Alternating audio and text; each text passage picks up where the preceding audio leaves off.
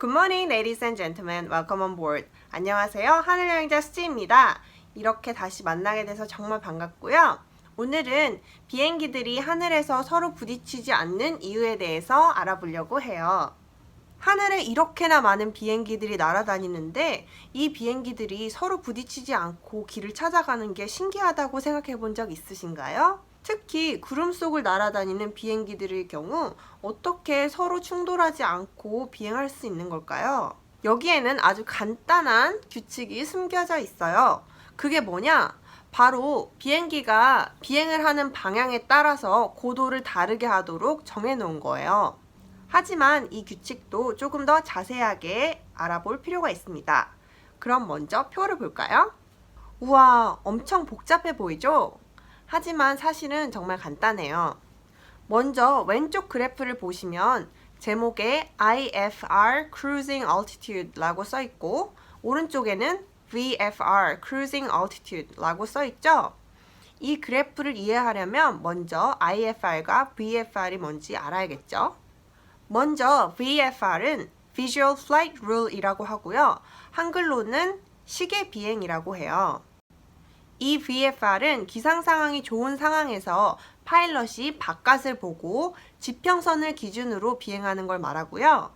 그렇기 때문에 파일럿이 다른 비행기들과의 안전 거리를 유지하거나 장애물을 피해서 비행하는데 전적으로 책임을 지는 경우를 말해요. 반면에 IFR은 Instrument Flight Rule이라고 하고요. 한글로는 계기 비행이라고 하는데요. 대부분의 항공사의 비행기들이 비행을 하는 룰이고요. 바깥의 기상 상황에 상관없이 파일럿이 칵핏의 계기판에 의존해서 비행하는 방법이에요. 이 IFR의 경우에는 파일럿과 관제사의 커뮤니케이션이 정말 중요하고요.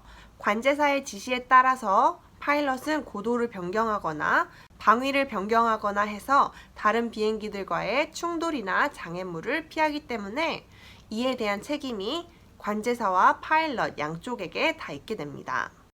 그래서 IFR로 비행을 하는 경우에는요, 관제사가 레이더를 통해서 각각 비행기들의 속도, 주변 비행기들과의 거리나 고도를 끊임없이 모니터를 하고요. 주변 비행기들의 위치나 고도에 대한 정보를 파일럿에게 알려줘요. 그리고 충돌 가능성이 있는 비행기들에게는 속도나 방향 아니면 고도를 바꾸게 해서 비행기들 간의 충돌을 막는 아주 중요한 역할을 합니다. 자, 그럼 이제 VFR이랑 IFR이 뭔지 아시겠죠? 그럼 다시 표를 한번 볼게요.